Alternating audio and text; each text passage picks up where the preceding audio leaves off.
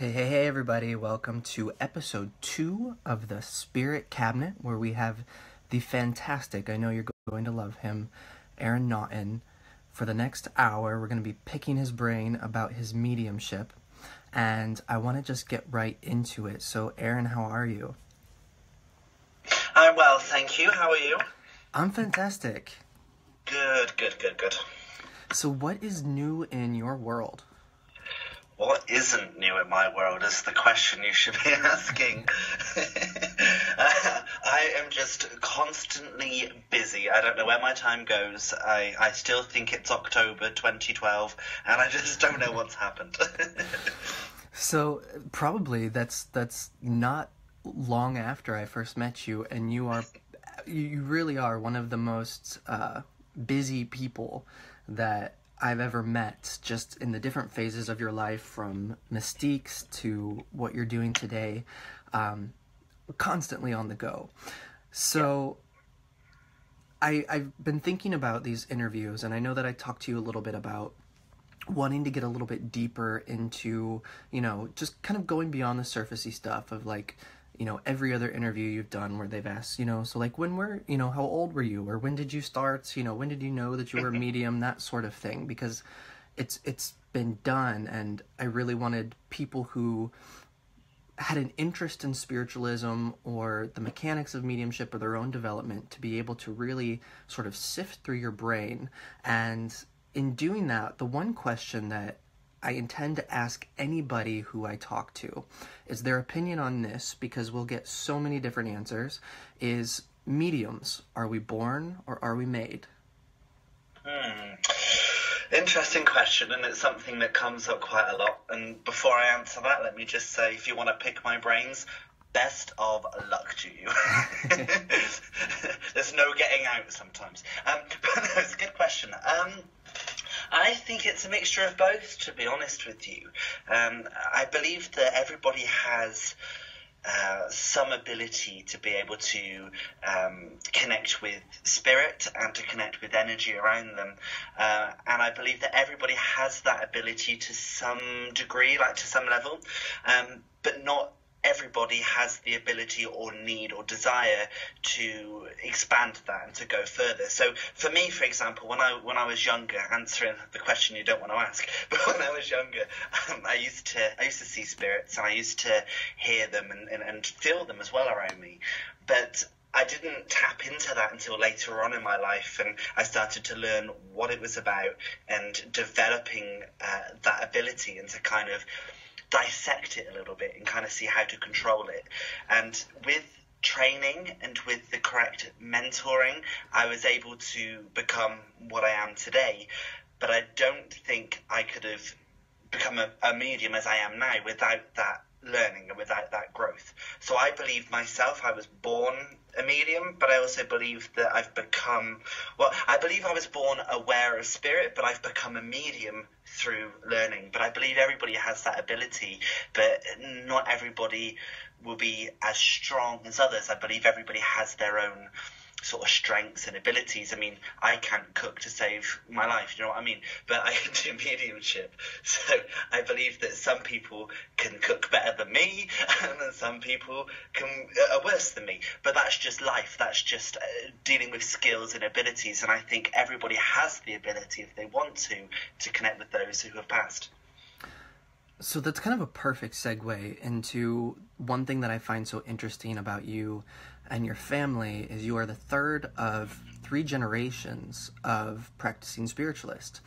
So in knowing you for 5-6 years now, I've heard you speak of your grandfather, and I've seen a picture or two of your grandfather, who, his name was Ken Fear, correct?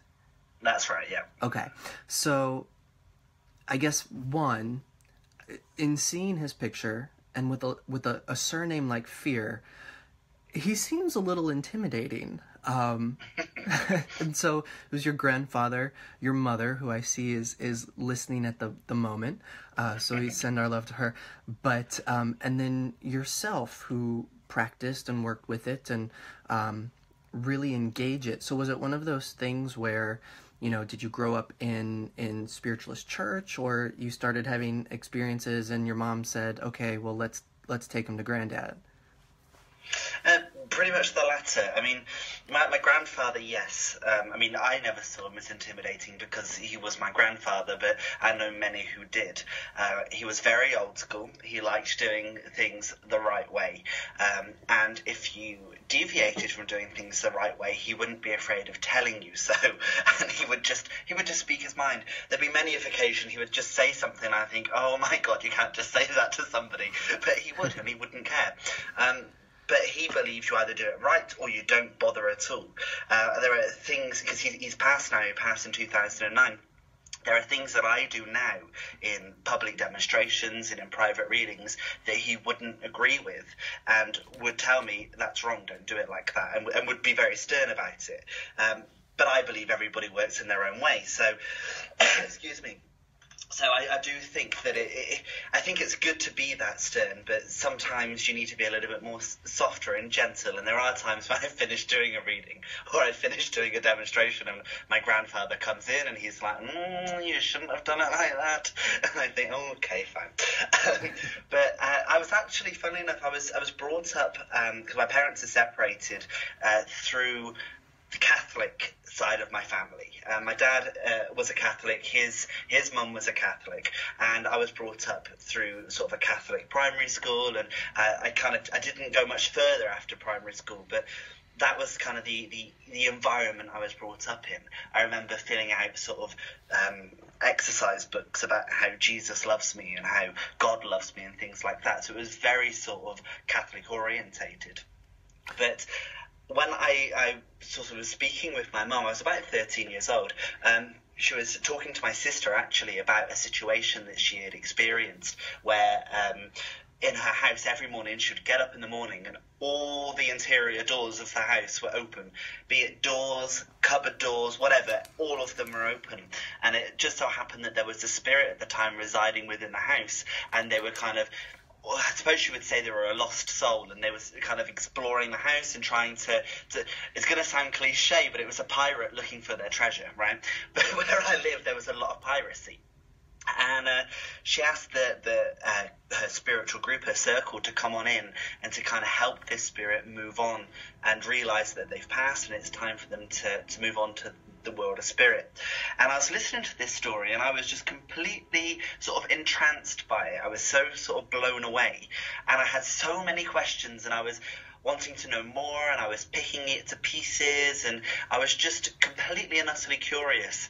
And my mum said, well, maybe we should take you along to our local spiritualist church, he says, because my grandfather at the time was the vice president of the church, whereas he had previously been the president of the church, but he'd stepped down due to his age.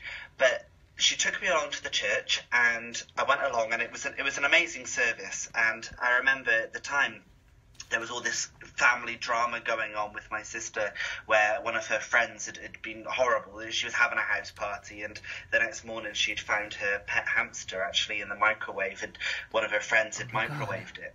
And it was a horrible, horrible story. But as you can imagine, a story like that, we're talking about it a lot within the family.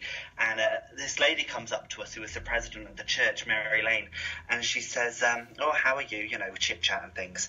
And my mum brings up this conversation. She says, you'd never guess what happened to Sarah's hamster, she says. And Mary's instant response is, oh, God, not the microwave.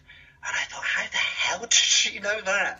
Where did she get that information from? I was so shocked. And as a 13-year-old me, I was like, I want to know that. I want to know how she figured that out. I want to know everything.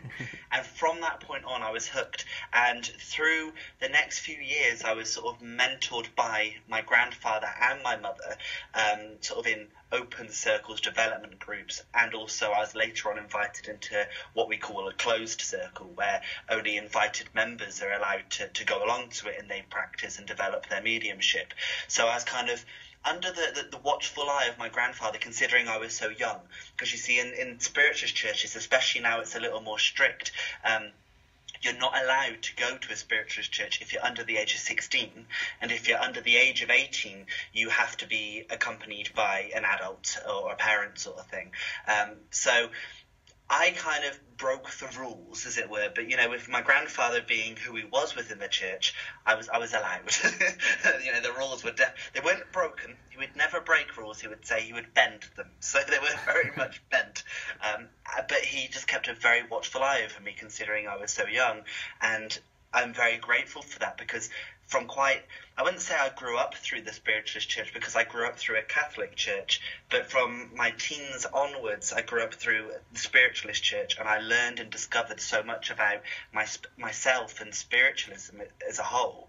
And as I said, I was so lucky to be able to be watched over, not just by my grandfather, but my mum as well, because any questions that I had that I didn't necessarily want to ask my grandfather, I could ask her, or if there was a random question in the middle of the day or whatever, I could ask my mum. So I was very fortunate in that respect.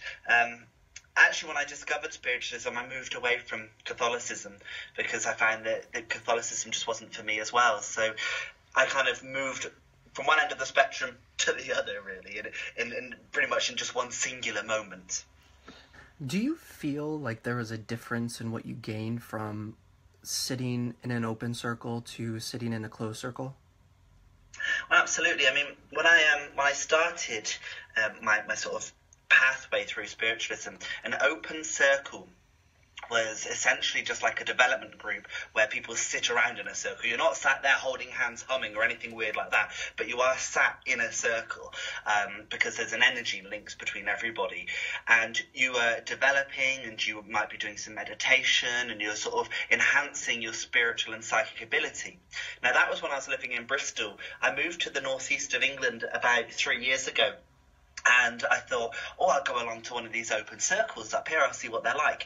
But an open circle within the northeast of England are completely different to Bristol. In the northeast of England, an open circle, sometimes you sit in a circle, sometimes you don't. But essentially, it's like an open forum for any practicing medium or somebody learning or developing as a medium to stand up and just give a message and have a go at it. But those two sort of different settings that are very different within themselves. But how I see a circle, as in a development group, compared to a closed circle, I feel very different. And that's because in an open circle, you have people come and go every week. You have sort of some people are there every week. Some people just kind of pop in once every now and then. In a closed circle, you have to be dedicated. You've got to be there every single week, and you've got to kind of build up an energy and a trust with the people that sit with you.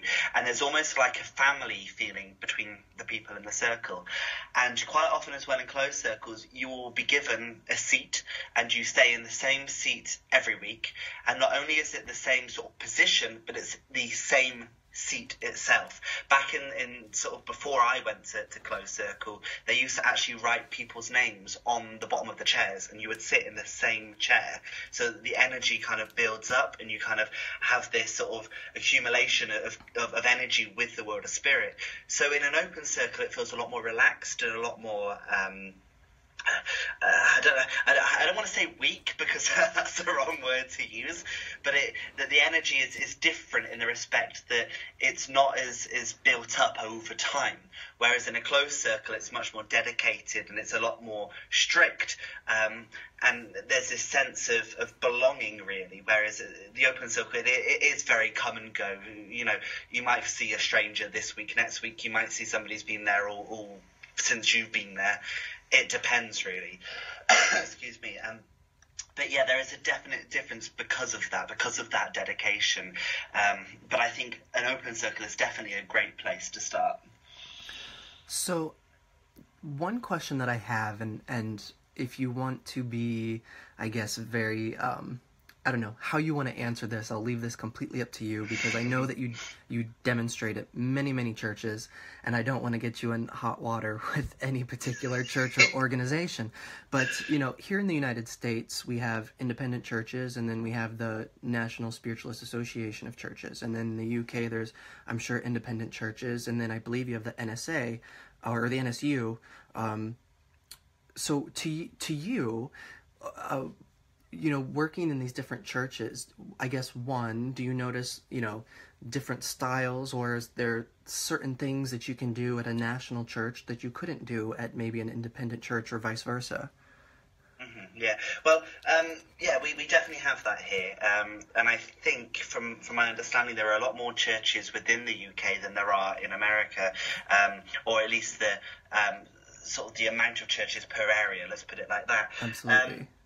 And yes, we've got the Spiritualist National Union, the SNU, and they're sort of the main sort of governing body, as it were, over most of the Spiritualist churches. And again, I found there's been a difference regionally, weirdly. I mean, in the southwest of England, I much preferred working at independent churches over SNU churches. And the reason for that is because SNU churches, they've got their way of doing things. They're very strict. They've got their rules. They've got their guidelines, and you stick by it. And anyone who knows me knows that I'm a little bit unconventional, that I like to, just like my grandfather, bend the rules, and I don't like to be confined and constricted by rules and regulations. I am respectful to spirit. I am respectful to the congregation. But I feel when people are nitpicky, it's a bit much. And sometimes in some churches you do get this feel of elitism, that you've got to be a certain way and you can't act in a certain way. You daren't smile, you daren't bring humour. And as I said, anybody who's seen me on either any of the previous radio shows or they've been to a demonstration or whatever, they know I like to use humour. I like to bring laughter with spirit. And some people are much more strict and stern. Whereas, as I said, down in the southwest where I was brought up, a lot of the independent places are a lot more relaxed, like humour and much more easygoing. Whereas I found within the northeast of England, there are a lot more spiritualist churches generally. I mean, where I live now, there's about 3 spiritualist churches in my tiny little town where I live alone.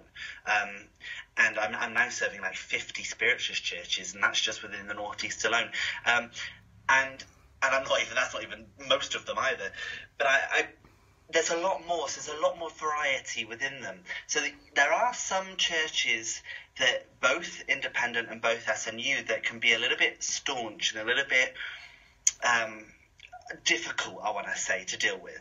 But the majority of them are very easygoing and very sort of welcoming. But there are the odd, 2 or 3, and some of them don't invite me back. Most of them don't invite me back because I don't do as staunch. Excuse me.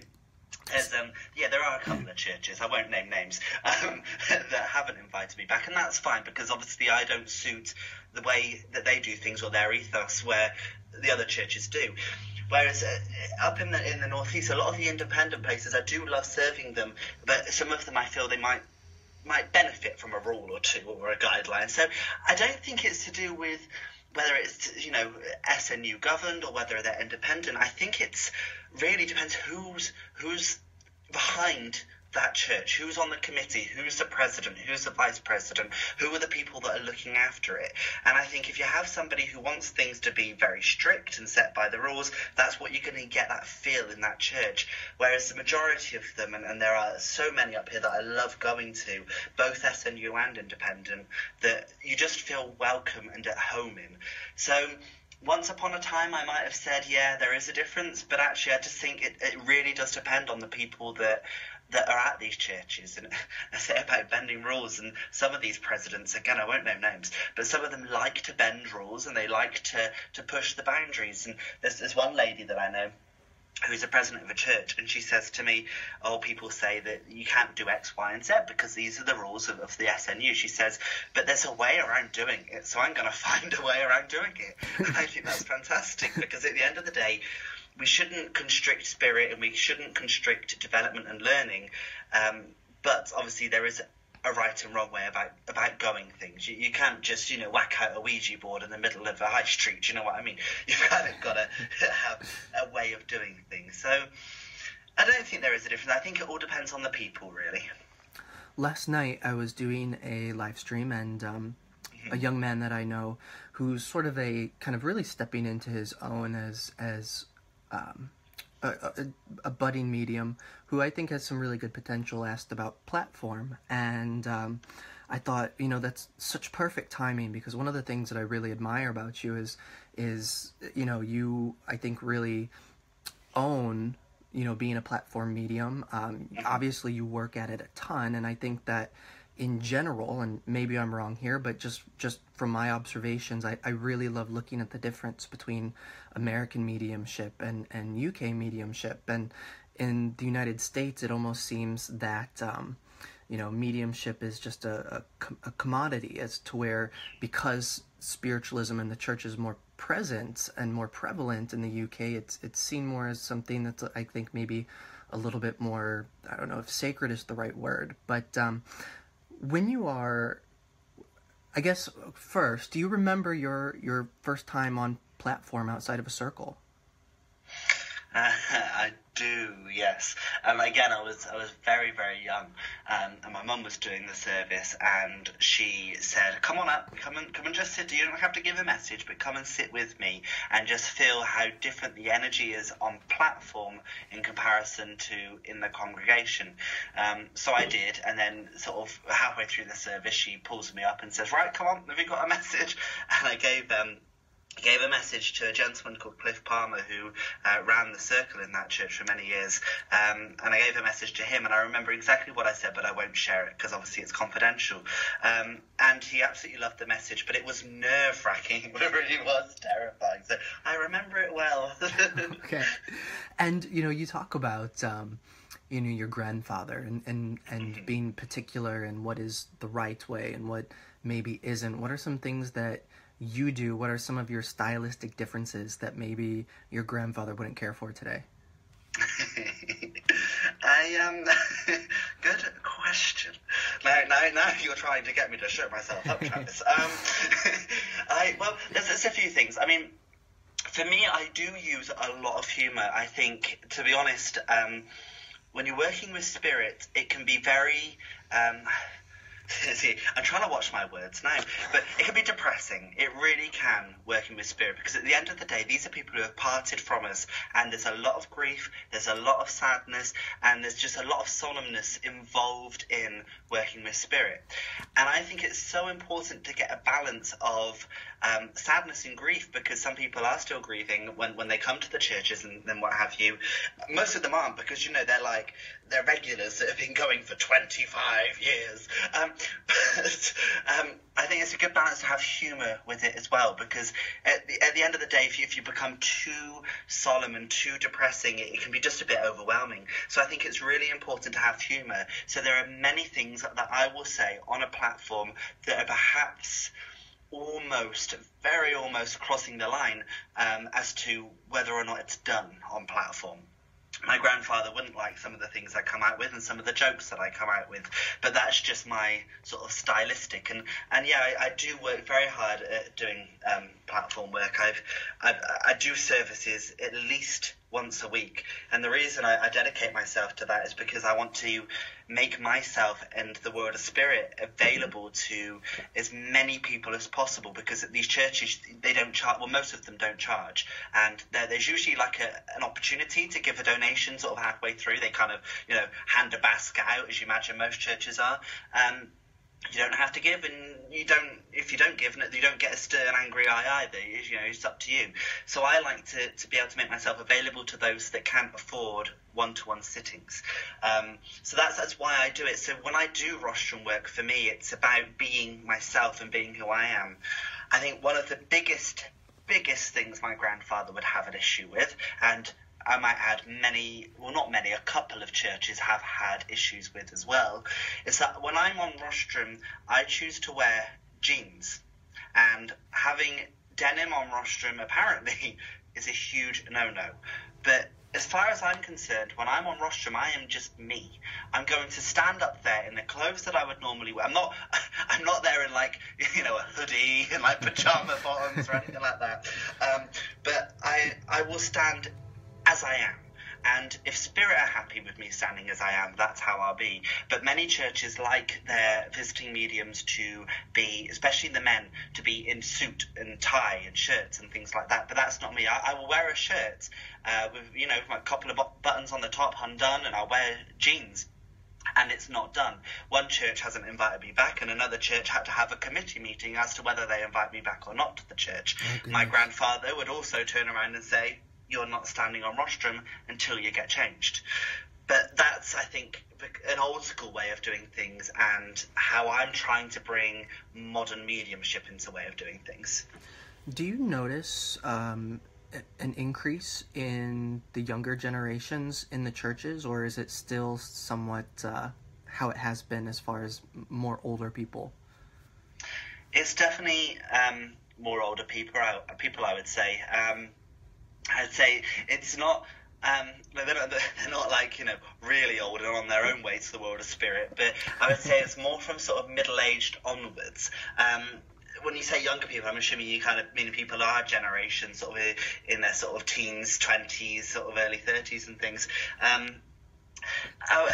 There are some, obviously, but I would say most people are sort of middle-aged onwards, and I'd say a lot of the people that go to these churches are also women as well, as opposed to sort of younger men coming in. I would like there to be more younger people, but at the end of the day, the thing that gets people into spiritualist churches, usually it's because they've experienced a loss, and they've experienced somebody passing to the world of spirit, and they want that contact, and they want that connection. And that doesn't tend to happen for most people until a lot later on in life.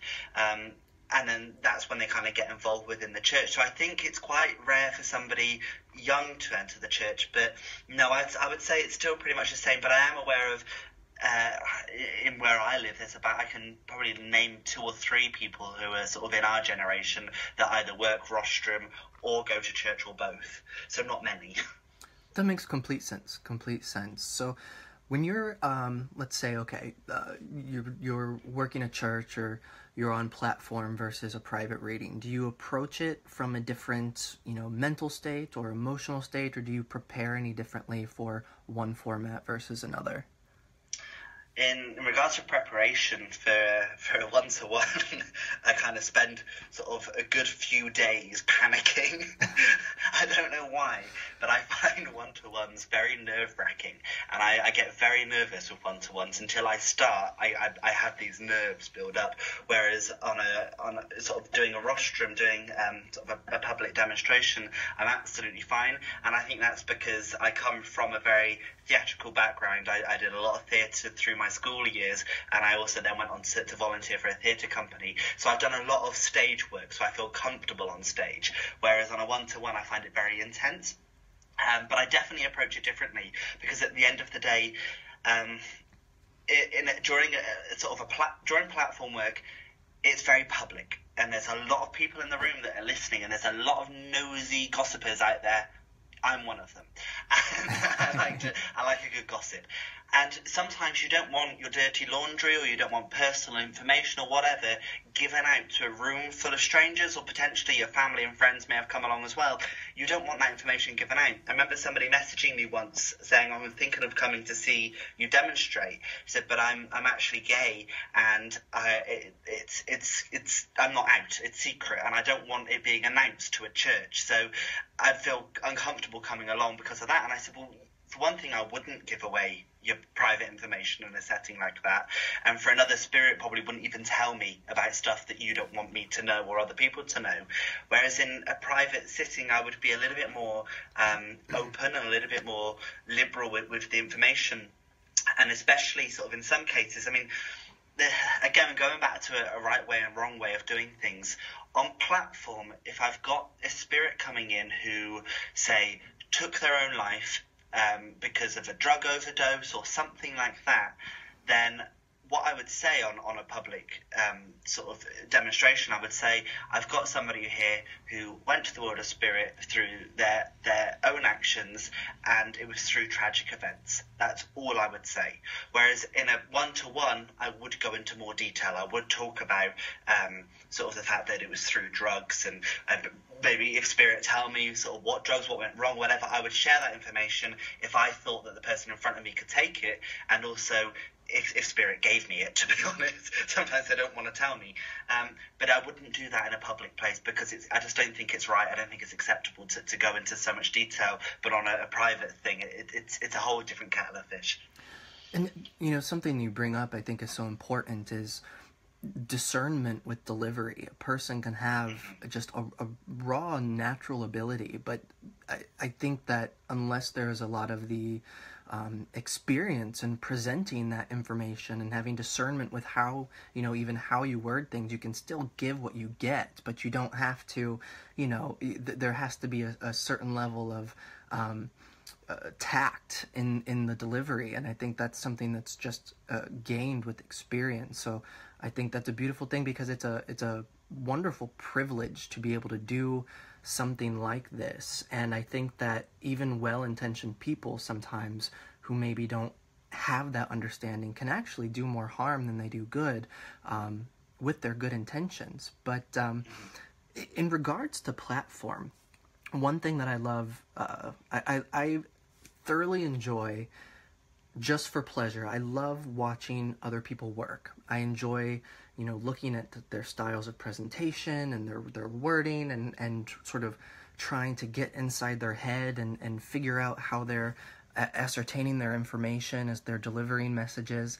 When you are on platform, we tend to see, more so today, I guess what we might call non-direct or sort of open styles of presentation. And some of the older styles is, you always go direct. And I think a lot of the working mediums today somewhat work a little bit in between. When you're giving messages, how do you know where you're going in the congregation or in the audience? Mm-hmm.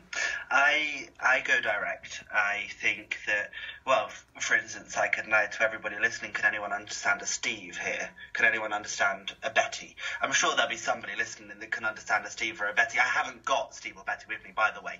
But you can just throw out a name. You can throw out a name that is very generic, that a lot of people will know, like Steve, like Betty, like Sharon. Everybody knows one. And I think... I don't want to put down other mediums, but I think it's more evidential to go to a specific person in a room and have a name and personality with it. So I think a lot of people will know a Sharon, but not everyone will know a Sharon. But if you find somebody in a room who knows a Sharon, and this Sharon is so far tall and she's got this personality, etc., there's more evidence within it. So I've always been taught, find your link first. There have been, I can probably count on one hand, a few occasions where I haven't had a link and I have had to just throw a person out, and I've just said, look, nobody speak until I've finished sort of my explanation of the person, because I don't want to have to say, can anyone understand here a grey-haired lady who goes by the name of Margaret here, and she was a granny and liked to bake, and then I get 10 hands be put up. I don't want that situation. By the time I finish speaking, I want one hand to be put up and one hand only, because I know that's the person I'm with. So I like to go direct just to save that problem in the first place. I might add, before I say any more, I have had it before where somebody's done that and they've thrown a spirit out into an audience that I was in the audience at the time. And they said, can anyone understand somebody who took their own life? Which I can. And me and several other people in the room put their hands up. And my heart was beating so hard and so fast. I thought, oh my God, I've got a message. I thought, oh, how brilliant. And I was so excited to have this connection and have that love, to then be told that, oh no, sorry, it's not with you. I'm with somebody else over there. So I got so worked up as a member of the audience about maybe getting a message and then have it taken away from me. And it was gut-wrenching. And I don't want to do that to someone else. So I go direct to the person that I need to speak to. And you ask me how I know where I'm going, I have no idea. I literally look up, look at who's looking at me, and I just feel like drawn to one person, and I will just go, can I speak with you? And then before I know it, I'm seeing spirit popping up here, there, and everywhere and telling me things, and I just go with it. I have no control. Well, that's a lie. I don't choose to control what is given to me, what is said, because I just let spirit step in, and just at the end of the day, it's their message, it's their platform, it's not mine. It's not me to kind of do my thing. I do have control. There are some things I don't say. Again, we talk about things that you shouldn't do on platform. Swearing, I think, is one of them. Depends. If it's a church, you don't swear. If it's a paid-for private event sort of thing, then, the odd swear it doesn't matter, because it's a little bit more of an entertainment thing. It's less sacred, was the word you used earlier. But no, I feel drawn to a person and I just start speaking to them, and then all of a sudden I start seeing their loved ones. On a rare occasion, again, I can probably count on one hand sort of how many times this happened. I've gone to somebody and they've not understood a person, and then I will just say, okay, I'm obviously not with you. Can anybody here understand who I'm talking about? And 9 times out of 10, I get just one hand put up in the room somewhere else, and that's who I was with, and it was just a bad link, and I've obviously misunderstood where I'm going. Because sometimes the human mind kicks in, and it goes, oh, actually, I like that person's jumper. I'll speak to them instead. Well, perhaps you shouldn't. But yeah, that's how I work, and I think it's important as a medium and as anybody developing as a medium to get your link first. It's not easy, and sometimes it's scary and it's intimidating, but if you don't get that link, you can put the congregation or the audience or wherever you are you're serving, you can put them through quite an emotional roller coaster whilst you're trying to figure out who your link is. So try to either, get loads of information first or get your link. Because if you just send out, can anybody here understand a gentleman that passed with a heart attack? And, you're going to get several people that go, oh, it's for me. If you go, can anybody understand a gentleman here with a heart attack who's 6'3", he's got dark hair, but he lost a bit towards the end. He was quite chubby in his earlier years, and he isn't showing out now. And his name's Jim, and can you understand the number 56 with him because I think he lived at that door number, whatever. Then that's a much better way of giving it. Absolutely. And you were talking about somewhat the differences regionally, and I noticed that in the United States as a whole, spiritualism is not as prevalent, which is so bizarre to me because at one point in time, 1 in 10 Americans were identified as a spiritualist. And so we really have 2 big centers in my part of the country, and they're about 8 hours apart driving distance. One is Camp Chesterfield in Indiana, and the other one is Lilydale Assembly in New York, which actually isn't very far at all from where the Fox sisters and the rappings that sort of ignited the craze that became spiritualism started. And I noticed stylistically between maybe Chesterfield mediums or Lilydale trained mediums, there's the stylistic difference. And I noticed too that there's a very different approach or very different teachings as far as guides go. And two, I've noticed that people like to tout their guides. And sometimes, especially in history, some guides have even become more well-known than their mediums. Is there a particular guide or particular guides that you feel you work with more strongly in your message work? Absolutely. Guides are discouraged, really, within the SNU. And I think that it's not that you're told, there are no guides or anything like that. If you're developing, you work with them. But when it comes to rostrum work and giving messages, you don't talk about guides because rostrum work is for evidential mediumship only. So you're discouraged or you're told not to talk about guides. Again, I do flag the rules every now and then. If I've got a guide and I've got a guide wanting to chat, I will let them chat. Because it depends on the person. I mean, I've had messages from people before that have given my guides, and that to me has been just as evidential as giving me my grandfather who passed in 2009. So I don't know. I think there's still debate as to whether or not giving guides is evidential mediumship. But to answer your question, yes. I mean, I know I've got a huge sort of crowd of people working with me and sometimes for me from the world of spirit, because if I didn't have them, I wouldn't be able to do the work I do. And I noticed that when I'm giving messages to people, especially sort of during like a public demonstration, I will find that a lot of symbology comes up that means something to me and not to the person in front of me, that it's a message for me in a way to give to the other person. So I know that the fact that because I keep constantly being given those symbols and signs, that my guides are doing a lot of the work to help me get the message across. I work very closely with my grandfather, who we've talked about a lot already this show. because he was my mentor. He was somebody that I could go to with questions, and he showed me what was right and what was wrong. And there's a lot of teachings that he gave to me that I give to many other people, such as he would say to me, when you go along to a church, listen to the medium on their philosophy, listen to what they've got to say, take the bits out that you like, and just leave the rest as rubbish. And I give that bit of advice to everybody else, even about my own philosophy, because there's messages within the philosophy part of the church services. So I work very closely with him, and I usually turn to him when I'm feeling like I'm struggling with messages, because I know that with him being a very good medium and a known medium for when he was on this side of life, that he knows how to work both as a medium and as a spirit helping a medium, if that makes sense.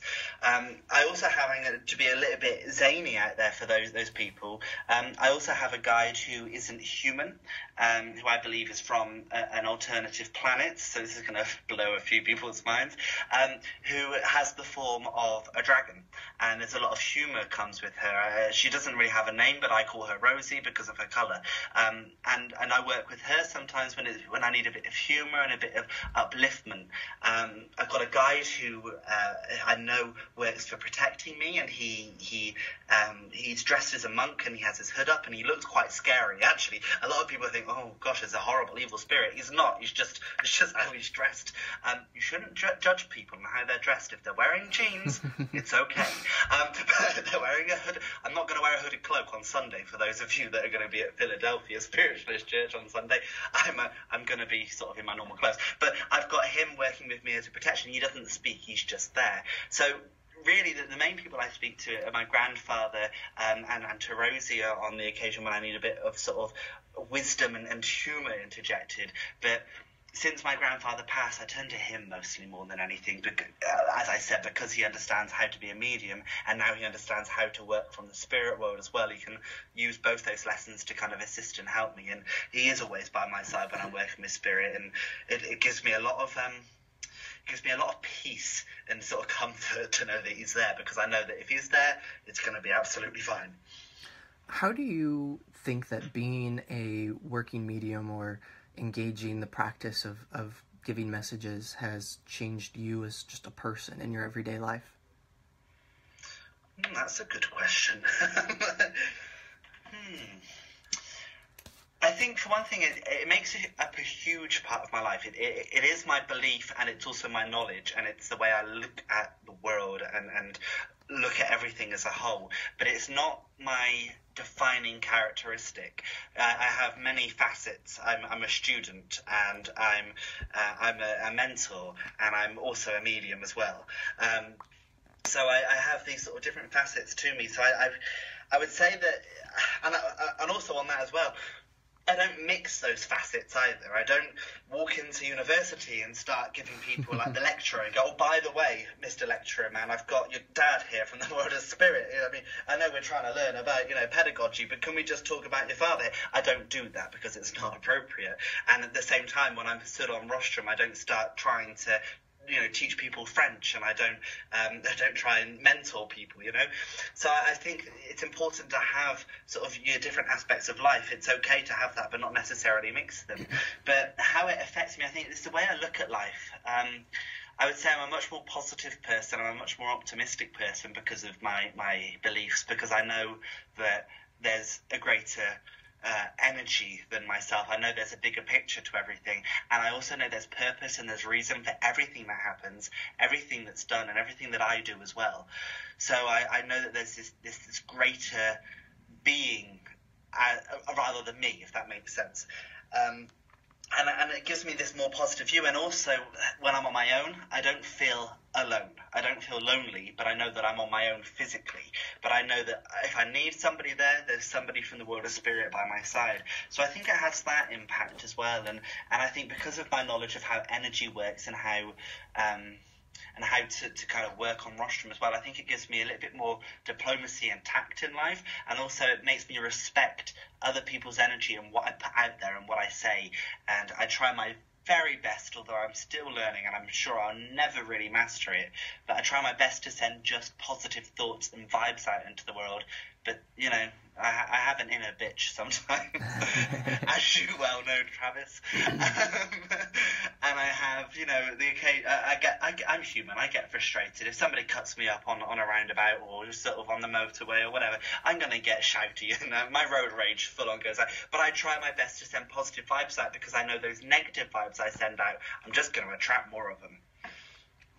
You know something. I'm sitting here thinking, and it's you know, prior to doing this interview, I sit down and I think about who I'm going to be talking to and some things that I want to pick their brain about.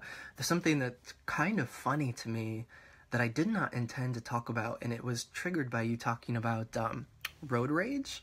So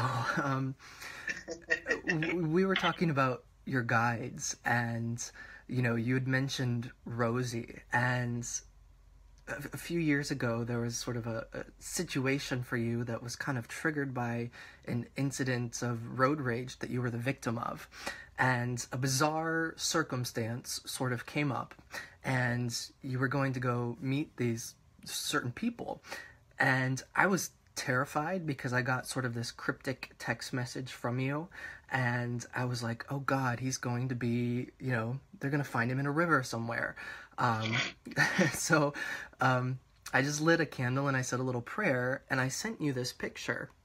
And I don't know if you remember this or not, but the picture, you know, for those of you who know me, I work at a metaphysical shop, and we had this little, it was like a ceramic candle holder, and I didn't necessarily even intend to have this in the background, but it was sort of like this purple dragon, and at that time I didn't know about that particular guide for you, so I thought that was just kind of a funny coincidence, if we can call it a coincidence. But I don't know, you talking about the road rage just made me think of that. So you had mentioned that, you know, obviously you just really come into your own when you're working platform, but you'd mentioned that you get so nervous for one-on-one readings. That in mind, what is, the question was, what is an area that you think maybe either is sort of a weakness or that you wanted to improve in, as far as just, you know, the continued development of your mediumship? I think it's important to always continue. Excuse the sound of my bird in the background if you can help it. I think it's important to always develop and grow as a medium and not to become complacent. And I think it's easy to become complacent if you stop developing and you stop sort of going along to classes. It's easy to become complacent. I always try to push myself for more information. And because sometimes I notice within myself sometimes a pattern within sort of who comes forward, and it's not necessarily about a pattern of sort of the information that I'm giving, but it's how I deliver it. Because if I see somebody that looks a certain way, I might use that same description for the next person that looks similar to that when they come through. So I notice sometimes these patterns within myself that I try to break free from, because I don't want there to be a pattern. I want it all to be directly from Spirit's own sort of inspiration, as it were. And also I kind of want to kind of push that information further as well. I want to get more specific information. I want to get things that are, without any single doubt in the world, that person coming forwards, whether it's a certain phrase or whether it's an address or whether it's a sort of circumstances, how the person passed away or whatever. I want to kind of always push myself to get more from a message and more from Spirit, because sometimes Spirit as well, they come through and they just go, hey, I just want to say I'm absolutely fine. How are you? I'm watching over you. I love you. I'm proud of you. Send my love to Joe. And then they're off again. And I'm like, excuse me, can I have a bit more information than that, please? And I want to kind of ask Spirit to give me some evidence, please. And they don't think to themselves, I want to be giving lots of evidence. They think, I want to get my message across. I want to give my love. I want to give, tell them how proud I am. I want them to know that I'm still watching over, etc. And I'm like, tell me more about you. Tell me about your life. Tell me about circumstances. So I would say it's not something that I'm constantly looking at to develop. It's something that I'm constantly developing all the way through my mediumship. I mean, I've been doing this for, 13 years or so. I'm constantly trying to push myself to better myself, really, and to get messages from spirit are much more evidential and much more sort of, I don't want to say more scientific, but kind of like that. I want it to be much more proof for people, really, where they can just go, oh my God, that is absolutely so-and-so who's passed over. And the thing for me, what I would love to do, and I don't think will ever happen, but I would love to get names. I know we've discussed names already sorry, I just see somebody said that, my bird's having a good sing-song in the background. For me, I don't give names from the world of spirit, and that's because I'm terrible with names generally. I forget people's names on a day-to-day basis, but I would love to be able to get somebody's name or their surname or what have you. But whenever I have been what I believe been given a name from spirit and I've given it, it's always been, no, I don't understand that name, no, I don't understand that person. So I know I can do it, but that is what I would love to do. That's where I would love to push myself further. Who knows if I can? Spirit does, I'm sure. Well, I think Trilby does too. Bless him.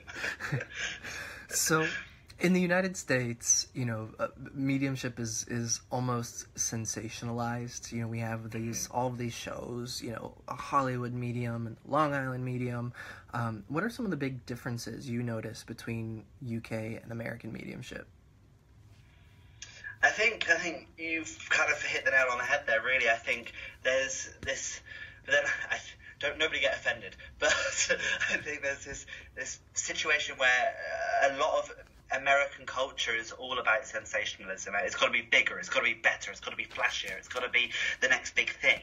And I think as a Brit looking out to my cousins in America, I kind of see you as being sort of flashy. They've got big cars and your big houses and everything else, whereas us British, stereotypically, we're very sort of stiff upper lip, and we have to do things properly, and you've got to kind of hold your head up high and all of this stuff. And I think that shows it within mediumship as well. So you talk about like the Long Island medium and things, and I've seen many of her shows. I'm a big fan.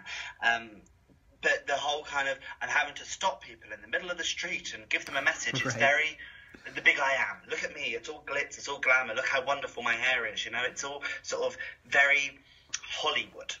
Let's put it like that. Whereas I think British mediumship, from what I've seen from TV shows and of American mediums and what I see here anyway, we focus more on the evidence and we focus more on the person coming through and the communicator. There's been a few shows that I've watched with American mediums that go, I won't do the accent, but they go, oh, I've got your mum here, I've got your grandmother here, and she wants to say blah, blah, blah, blah, blah.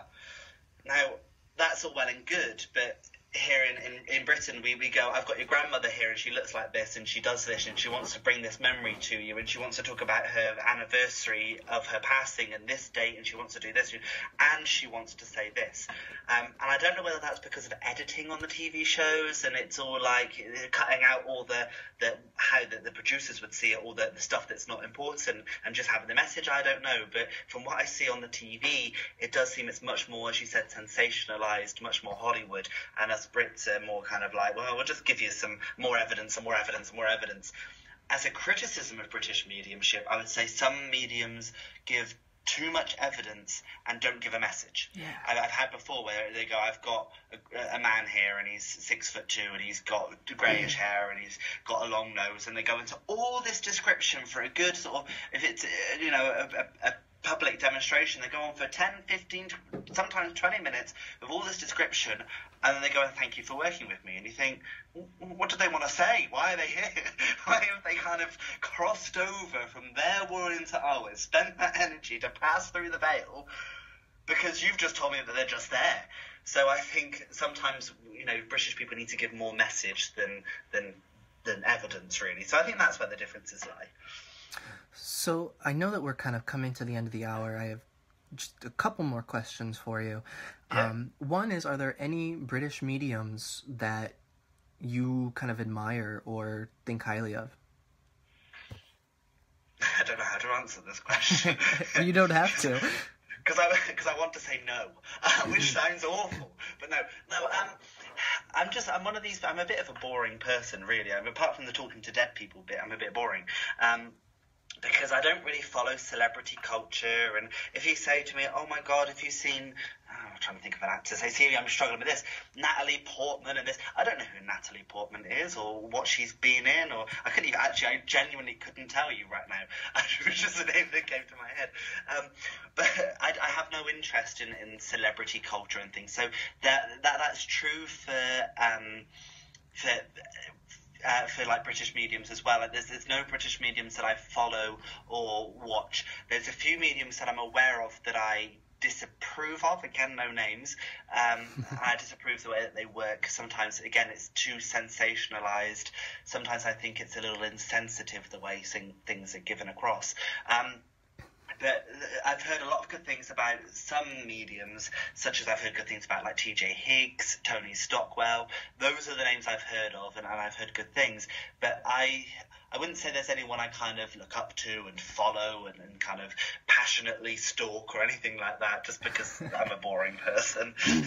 Not going to be possessed like Derek Acora. Oh, hi, Derek. Come over here. No, I'm not like that. Yeah. No, Derek Acora is an interesting character himself as well. Yeah, I'll call out names so to protect you. I'll just bring it. But one thing that's maybe slightly out of the realm of what we've been talking about, and you know, you're in a partnership.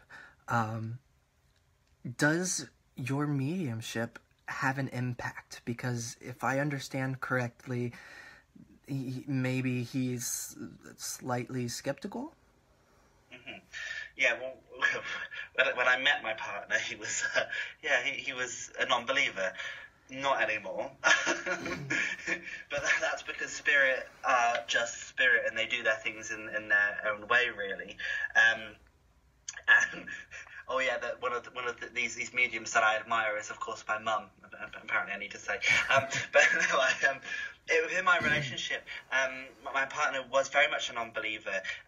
But I have given evidence, and he has seen evidence through other mediums that I've taken him along to, that his almost given him sort of irrefutable proof that life does go on. He's not quite ready to say he's a complete believer, but he definitely believes there's something more to it. He's had so much proof that he can't dispute it anymore. How it affects things, I mean, we have many debates. They're not arguments, and they're not sort of heated or at all, but we kind of, it's interesting, we have like very philosophical debates about whether something is genuine or how things should be done. And I mean, we've often had debates about whether spiritual healing's a thing. He doesn't believe spiritual healing is a thing, whereas I am more open-minded to it. So we will talk about it, and we'll share ideas, and we'll sort of debate, well, why do you think that, and why do you look at things in a different way? But it doesn't really have an impact. He's very supportive, and he knows probably a lot more about mediumship than average Joe now, and how things are done and how messages are given and things like this, because of what I've talked about. But the way it did affect our relationship at the beginning, because, you know, he thought I was a weirdo. He was like, but he's cute, so, you know, I'll work with it for now. I'm talking to dead people, and I've given the occasional message, and it did impact in that way. But now he just accepts it for what it is, and there have been occasions when I've seen spirit in the house and things, and it scares him more than anything, and it does make him feel uncomfortable if I talk about spirit being in the house. But no, I wouldn't say it would have a major impact. It's just one of the, I would say it's no different to kind of going, how is your day at work being a teacher? You know, it's just, for him, it's just my job, my religion, and my belief, and he just accepts that, really. But there are a few times we do have a debate. Healing's one of them. We have a bit of an inside joke, actually, because as some people will know, he was diagnosed with cancer 3 years ago, which he's completely cured of now. But at the time, loads of people, I shouldn't say this on so publicly, but loads of people were sending their healing because, you know, that's what's done, and it was very nice, and I really appreciated it. I loved how much people kind of rallied around and sent their thoughts and prayers. But when halfway through the chemotherapy, it wasn't working, and my partner turned around and I said, well, I put it on Facebook, and loads of people are sending their healing, and he says, can you tell them to stop it? They're making it worse. I was like, it doesn't work like that. That was very much because he doesn't believe healing has any impact. He thinks, if anything, it's all very, what's the word? It's placebo, and whereas I'm much more open-minded towards it. But no, it doesn't have an impact, but we do have some very interesting conversations about it. So the last thing I'm curious about is, where do you see your work kind of going in the future, or you can take it both or one or the other, as a young person in this spiritualist movement? Where do you see the future of spiritualism going? That's a good question. If I spoke too freely about that second question, it would spark a debate, I'm sure. A few spiritualist churches wouldn't invite me back, because I have had the audacity to discuss it during a philosophy part of a demonstration before, and I had somebody come up to me at the end of the service and tell me that I shouldn't have said that it wasn't the place, and that perhaps I should go train as an SNU medium to learn how to be more professional. But I'll share it with you anyway. For myself, I think I'm not sure. I go where spirit takes me, as far as I'm concerned with mediumship. I would love to be able to give mediumship in different languages. I'm a language student at university at the moment, and I would love to be able to connect with more people across the world in different languages, and be able to share spirit's love and share their messages, and let people know that death is a human concept, and that we survive it, and that we continue on, and we have our lives. We're just born into another dimension, as it were. I'd love to share that with other cultures and other languages. And that's where I'd like to see it going. But I'll go wherever spirit takes me. I mean, I do services all across the UK. I don't just stay to the northeast. I travel 300 miles to do services, because that's where spirit want me. If I'm invited, and if spirit can help me out with my petrol costs, I'll go there. I'll be there. I've had people before talk about me doing services for churches in America through Skype. And have, could you imagine, my great big face sort of projected onto the wall, booming down like a god of people. I'd be up for that. I'd be totally up for that. I will go wherever spirit take me. And leading into into the second question, I think technology will have an important part with spirit. Spirit aren't technophobes. They will work with technology. I've given readings many times through the phone, through Skype, through email, and through Facebook Messenger chat sometimes, you know what I mean? And spirit will do what they can with the tools around them. So I feel technology will take spiritualism into a different realm, where I don't know. Who knows where technology will go. In the last 20 years alone, we've had such a huge leap within technology. Who knows where we're going to be in another 20 years' time? Perhaps we'll be able to communicate telepathically then, and we can show images of spirit through our telepathy. Who knows? But the controversial point is that I think, as much as I love serving churches, and I thoroughly enjoy it, because that's where I was brought up, and as much as I love giving philosophy, and that's my favourite part of the service, I think religion as a whole, and organised religion, and the religion aspect, like the churchy bit of spiritualism, I think that will come to an end. Yeah. I think it's got to the point where my generation, people of my generation and younger, they don't want to go to church. They don't want to sit there and sing hymns. They don't want to do the prayers and everything else. I love the prayers. Don't like the hymns so much because I can't sing. But I feel that some people are too churchified. They don't like that feel of the staunch religion. And like you were talking about my partner, he will come and support me doing a demonstration, but he will not come to a divine service. The difference being that with a demonstration, you might open in prayer, you give your messages, you close, you're done. Whereas a divine service, you open in prayer, you have a hymn, you got your philosophy, you have another hymn, you have your demonstration, another hymn and another prayer, and then you're off. He won't go along to them because he doesn't like religion, and that's true for many people of my generation. And I feel like a lot of the churches are struggling to get numbers in them. Some are doing very well, but a lot of them are struggling, and I feel that's because it's too old-fashioned and too staunch. I feel there needs perhaps maybe, instead of hymns, have some music, have some modern-day music. None of this stuff from the 90s, which is what most of these churches do when they're trying to be modern. They stick 90s music on. So we need something more modern. We need to be getting with the times more than anything. And the churches that are jam-packed, there's a completely different feel with their churches. It's a lot more laid back. informal, relaxed, and there's a lot more fun and humour. And I think some churches take themselves too seriously, and you'll find the churches that take themselves too seriously have 5 people in the congregation. The churches that enjoy humour and bring in some laughter, they're the ones that are standing room only. But I feel that with spiritualism, I feel like the whole churchy thing will eventually disappear, but there will still be spirit-giving messages and giving demonstrations. And whether that in between the demonstration and the opening prayer or whatever, there's going to be a Justin Bieber song, I don't know. Baby, but no, I'm not going to sing. There's going to be a song, I don't know.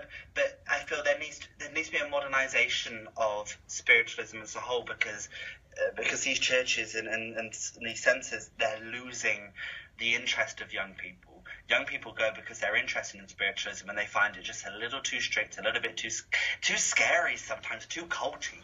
And I don't know, I feel that there needs to be a shift, there needs to be a movement. We as spiritualists and as humans, we need to move with the times and accept technology and accept that things aren't the same as they were perhaps, 150 years ago.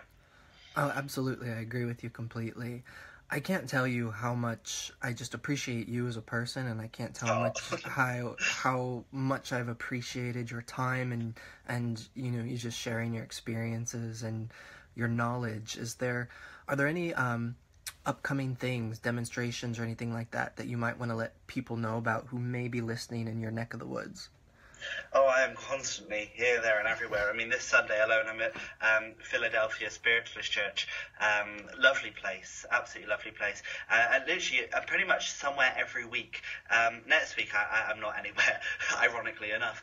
But the week after, I'm at Eden Progressive in Gateshead. I'm all over the northeast, basically. I mean, last Monday, I was in Middlesbrough, and I'm all over the place. In the summer, I'll be down to Bristol and the southwest and that sort of area. And I'm also, I haven't yet announced it publicly, but I suppose you can call this announcing it publicly. I'm also doing private one-to-one readings again. I haven't done them for a while. I took a break with my partner going through cancer and things. I took a step back. And I've just been invited to work at a shop where I live in Stanley, County Durham. And they've asked me to be their sort of residing medium, and I'm starting to do readings there next month from the 3rd of March, and then I'm doing it sort of twice a month. So I'm starting to get back into it, really. So Sandra's just said, see you on Sunday. I look forward to it at Philadelphia Church. But I'm just starting to get back into doing one-to-one readings, and I'm looking forward to working with Spirit on a more intimate level. I'm terrified. I'm looking forward to it because it is a lot more intimate, and you can say a few more things that are personal. And I have a lot of things, a lot of growth and things to go into in the next couple of months of Spirit. I mean, I'm doing these one-to-one readings, and I'm going to be looking at doing Skype and telephone again. Not quite yet, but it will be soon. So, yeah, I've got a few things going on, but who knows? Watch this space. Basically, watch this space. And, for those who may be interested when you're kind of up and going again, how can they get a hold of you? They can contact me through my Facebook page, which is Aaron the Medium. You'll probably see me comment hello in this audio thing here. This is a Facebook Live thing, or you can just search it. My website isn't currently live yet, but it will be aaronthemedium.com. And Aaron's A-A-R-O-N.